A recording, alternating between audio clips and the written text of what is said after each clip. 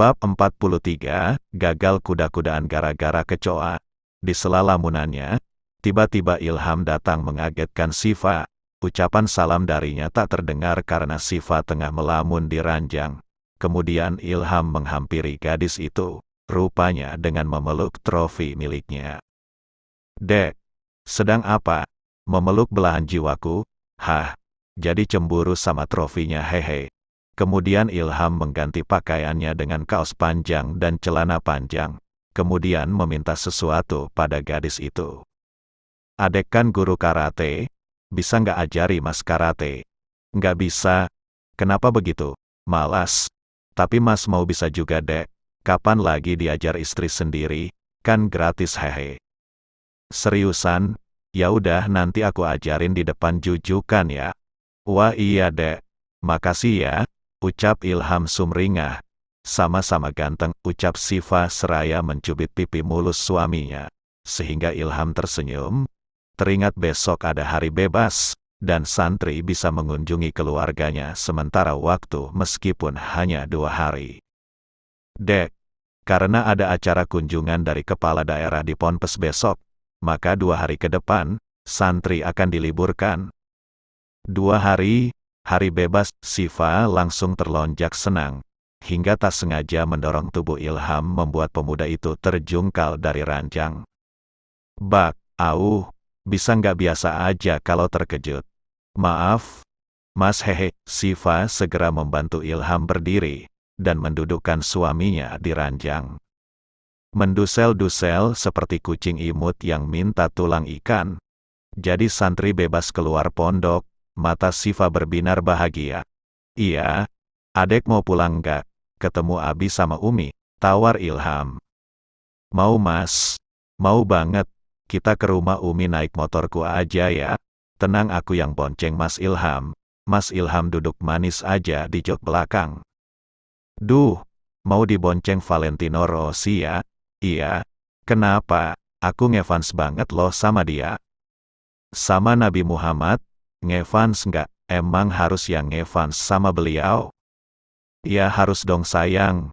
Baiklah, aku ngefans pertama Allah, Nabi Muhammad, kemudian orang tuaku, terakhir beruang imutku." "Beruang?" Ilham mengernyit. Mas Ilham kan beruang maduku. Dah manis, kadang sangar tapi gemesin." "Iya, bolehlah, terserah adek aja. Jadinya besok kita berangkat ya mas?" "Iya, tapi hanya 2 hari dek, nggak bisa nambah ya?" "Iya, aku akan manfaatkan waktuku selama 2 hari dengan baik. Sebaiknya naik mobil aja kalau Kiara mau ikut," usul ilham. "Kiara nanti aku tanyain itu, tapi biasanya dia nggak balik sih. Rata-rata memang pada milih bertahan di pondok dek, karena waktunya pendek. Tapi karena adek lagi sedih, siapa tahu bisa mengobati kerinduan adek. Nggak usah balapan dek, kita bisa ke tempat yang adek inginkan." "Iya mas. Makasih mas," ucap Sifa seraya menangkup kedua belah pipi ilham dan mencium bibir suaminya hingga ilham terbelalak.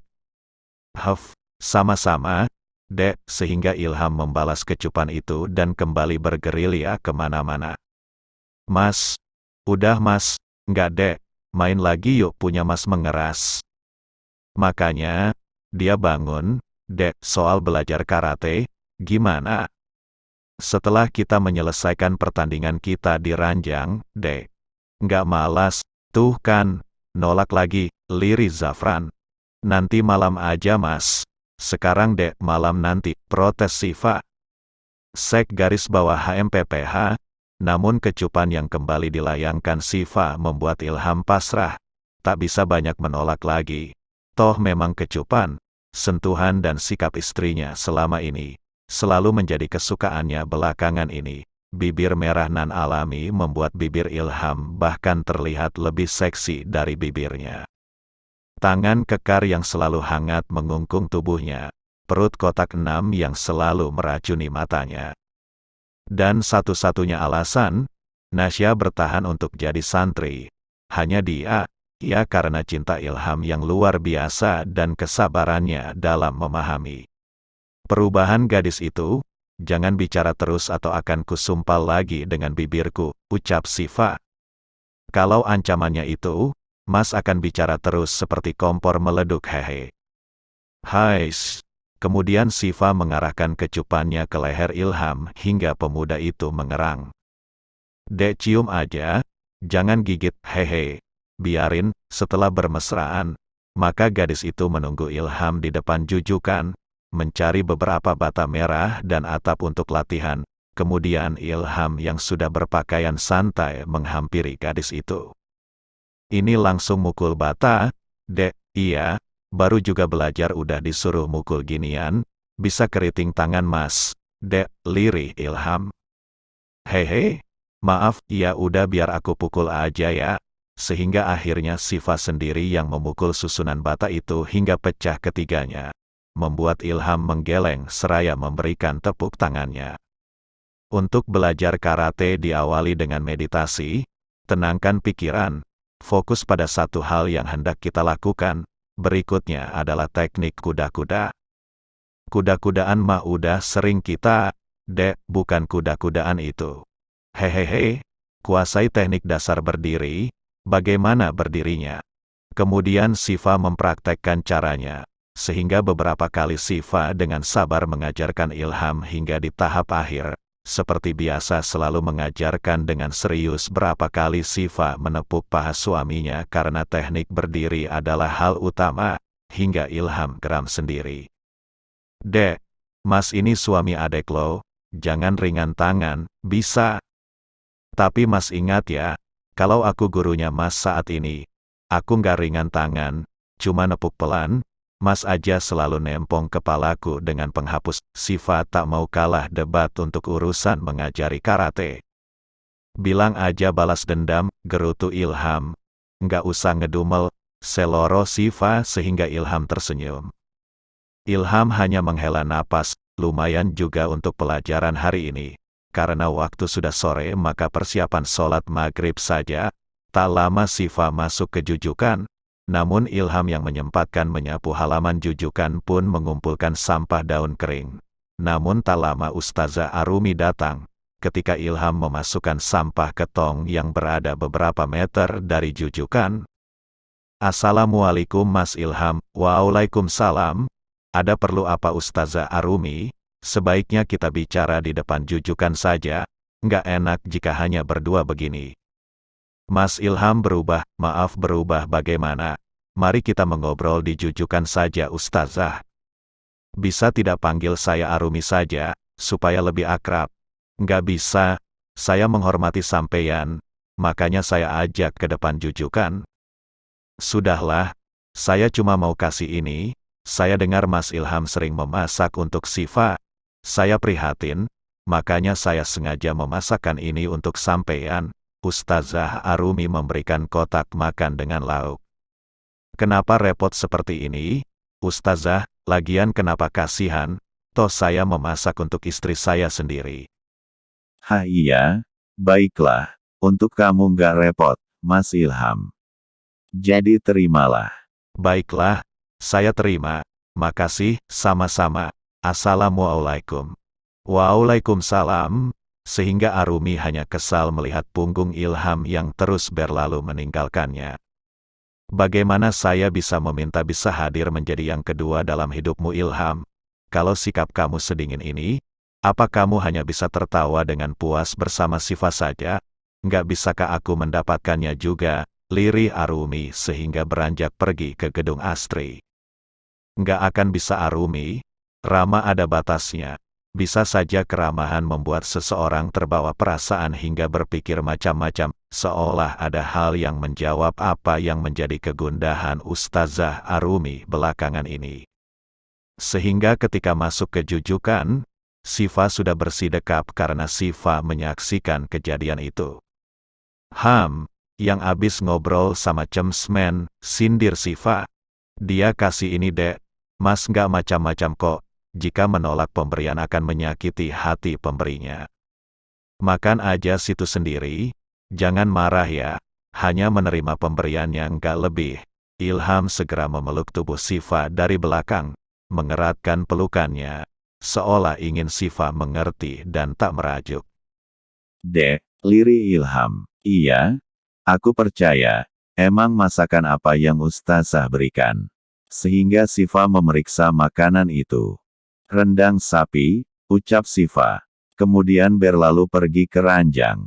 Kemudian bersuci setelah itu untuk persiapan sholat maghrib. Setelah melihat rendang sapi, Sifa jadi kesal. Awas aja, aku juga bisa kok masak rendang, meski dalam mimpi hehehe, monolog Sifa. Setelah melaksanakan maghrib dan isya berjamaah, hari ini kegiatan diisi dengan menderes Al-Quran di asrama putri. Selain itu ada murojaah juga mumpung besok kosong. Sehingga usai murojaah, Sifa mengajak Dina untuk pulang. Din, besok kamu mau pulang nggak? Nggak, Fa. Nanggung, apa kamu pulang besok? Pulang dong. Ham, balik lagi ya. Cuma 2 hari loh. Jangan melipir kemana-mana. Ham, nggak tahu ya. Hari yang sempit ini sih harus aku manfaatkan sebaik mungkin dong.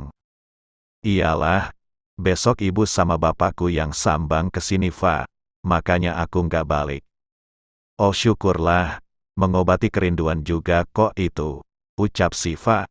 Iya lumayan. Setelah murojaah di asrama putri, Sifa kembali lagi ke jujukan. Kemudian mengucap salam saat ini, lagi dan lagi. Malam ini selalu dibuat spesial oleh Ilham. Sejujukan terasa wangi dengan aroma terapi lilin. Tampak Ilham juga baru keluar dari toilet hanya melingkari handuk di pinggang. Haduh Pak Ustadz, paling semangat deh kalau mau sunnah Rasul, gumam Sifa sehingga gadis itu perlahan menghampiri Ilham dan hendak menjahili suaminya. Handuk itu pun melorot dari tempatnya. Masya Allah, Dek, gegas Ilham menarik lagi handuknya untuk menutupi asetnya. Hehehe, ada yang melorot, Besti, bikin kaget aja, Mbok Yo kalau masuk tuh ucap salam dulu. Mas juga ngapain mandi malam-malam? Mas nggak mandi cuma abis bersihkan wajah, terus kaosnya basah jadi, kaos mas lepas hanya menyisakan handuk aja. Ham, memangnya malam ini jadi, tanya Sifa seraya membuka pakaiannya guna mengganti dengan daster. Kalau adek nggak mau kita tunda aja nggak apa-apa. Mas masih penasaran karena aku belum hamil, bukan penasaran karena itu. Tapi hubungan badan memang kebutuhan suami istri setelah menikah. Sayang, Ilham menjelaskan seraya mengikat rambut Sifa ke belakang. Sifa tersenyum. Gimana kalau tipis-tipis saja, Dek? Tipis gimana? Kecupan aja, Mas tahu adek lagi nggak mood. Jawaban itu membuat Sifa mengangguk. Sehingga keduanya hendak menautkan kecupan, namun pengganggu datang, ada makhluk coklat beterbangan. Ya, makhluk itu hanya seekor, namun Sifa sangat kesal dan geli. Mas, kenapa Dek kecoa? Biarin sayang, cuekin aja. Nggak mau dia terbang itu. Tuh kan ngajak ribut. Hus. Ih, geli, Sifa bergidik. Perkara kecoa mengganggu cumbuan mereka, membuat mood Sifa hilang sekejap, dan akhirnya kecoa itu terbang sesuka hati. Kecoa somplak, pergi nggak lu? Sifa pun melempar apa saja yang ada di hadapannya. Namun kecoa itu hewan yang bisa merasakan perasaan manusia. Jika kita takut justru kecoa itu akan makin mendekat.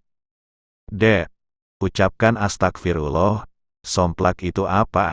Haduh mas, nanti dulu deh ceramahnya. Aku malas deh kalau ada kecoa, mana bisa tenang.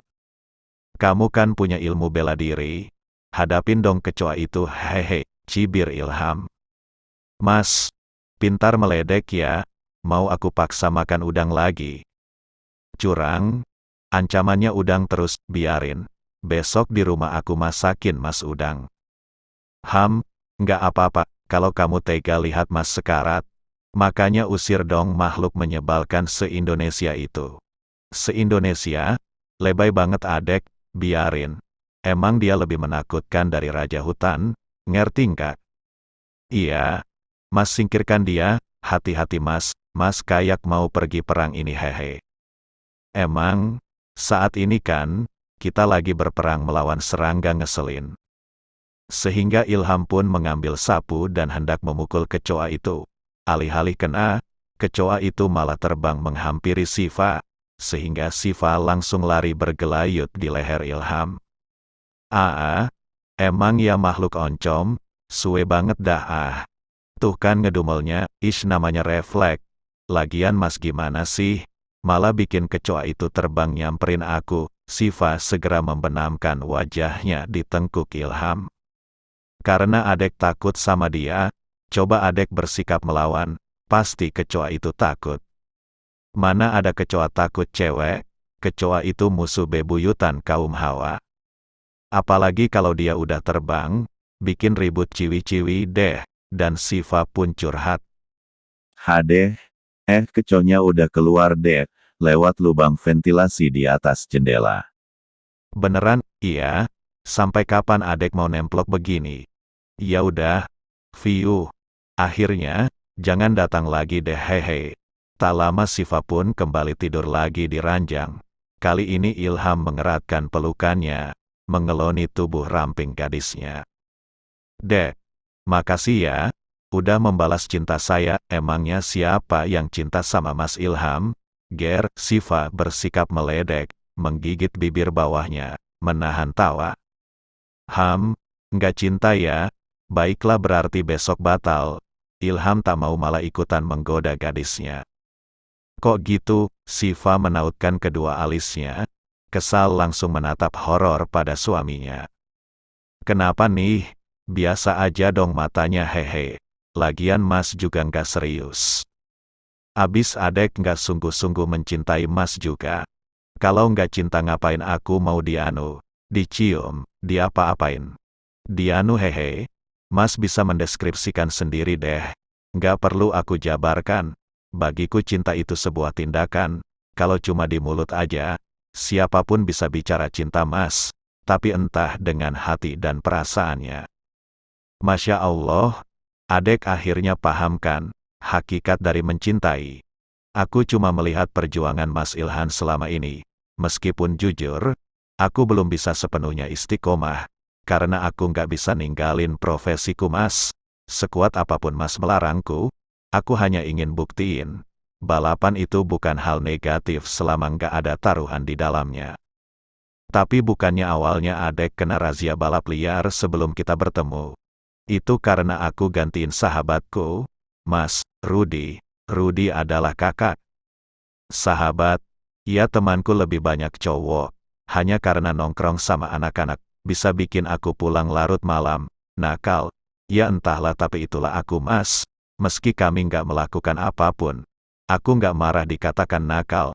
Karena aku sempat hampir terjerumus mencoba miras ditawari miras, diajak dugem. Tapi aku tolak secara halus, seperti lupa kalau aku ini perempuan. Aku cuma benci mulut toksik kalau bergaul dengan sesama cewek. Kadang bicara di depan kita baik, di belakang kita dijelekin. Tetap saja menjaga pergaulan itu penting, sayang.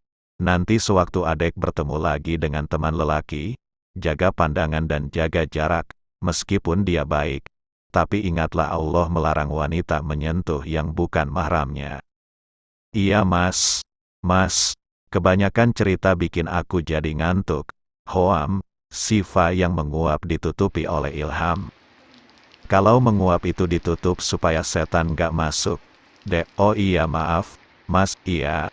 Lain kali ditutup ya, sayang, pesan Ilham. Iya mas, ya udah kita tidur yuk, nggak apa-apa ya malam ini nggak jadi, nggak apa-apa. Ya udah baca doa dan tidur ya. Besok kita akan pulang. Iya mas. Setelah membaca doa, akhirnya gadis itu terlelap seraya memeluk Ilham. Dengkuran halusnya membuat Ilham juga ikutan terlelap hingga menjelang sepertiga malam.